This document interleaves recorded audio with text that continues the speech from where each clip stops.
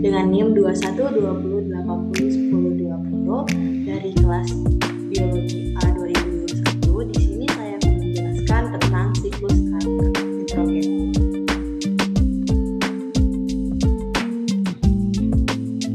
Pengertian dari siklus nitrogen itu sendiri adalah siklus atau daur nitrogen adalah suatu proses perubahan senyawa yang mengandung unsur nitrogen yang kemudian dirubah menjadi berbagai macam bentuk kimiawi lain. Perubahan tersebut dapat terjadi secara biologis maupun non-biologis. Siklus nitrogen sangat dibutuhkan di dalam ekologi karena jumlah ketersediaan nitrogen akan berpengaruh terhadap tingkat ekosistem, termasuk produksi primar dan juga dekomposisi. Fakta-fakta tentang nitrogen yaitu nitrous oxide adalah gas rumah kaca. Jika terlalu banyak di atmosfer, maka dapat menyebabkan hujan asap. Yang kedua, nitrogen tidak berwarna, tidak berbau, dan tidak berasa. Yang ketiga, nitrogen dapat digunakan sebagai bahan peledak. Keempat, sekitar 3% dari berat badan manusia adalah berisi nitrogen.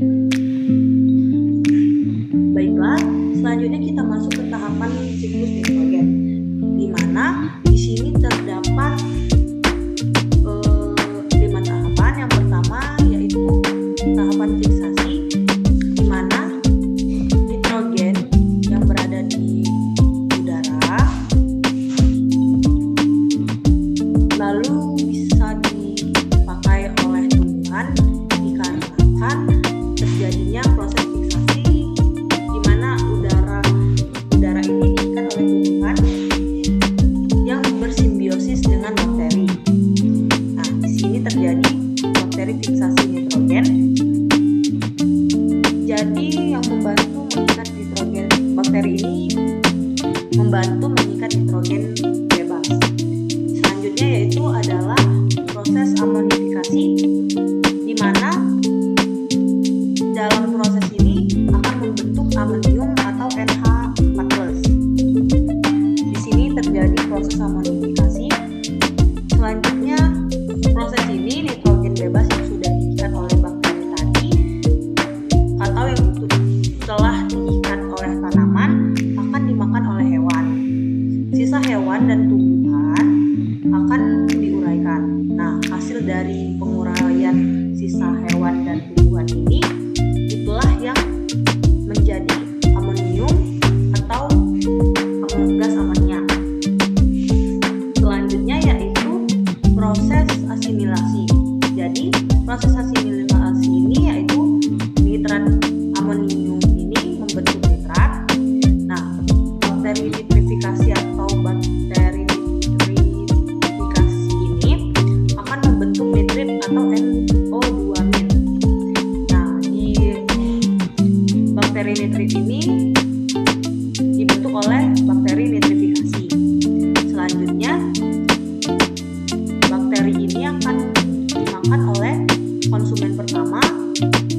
Lalu konsumen pertama ini bisa dimakan atau bisa dimasukkan ke dalam tubuh manusia. Jadi itulah mengapa nitrogen ada di tubuh manusia.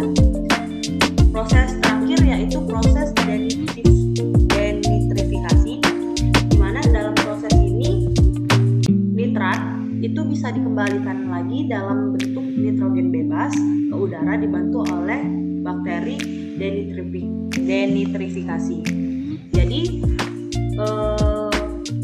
gas-gas nitrogen yang tidak teramonifikasi atau tidak diikat oleh bakteri nitrifikasi akan dibebaskan lagi ke udara oleh bakteri denitrifikasi.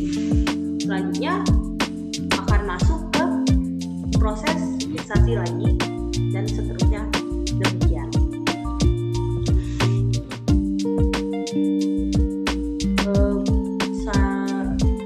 Saya rasa itulah yang dapat saya sampaikan. Lebih dari kurang saya mohon maaf. Saya akhiri, wabillahi taufiq wal hidayah. Wassalamualaikum warahmatullahi wabarakatuh. Dadah.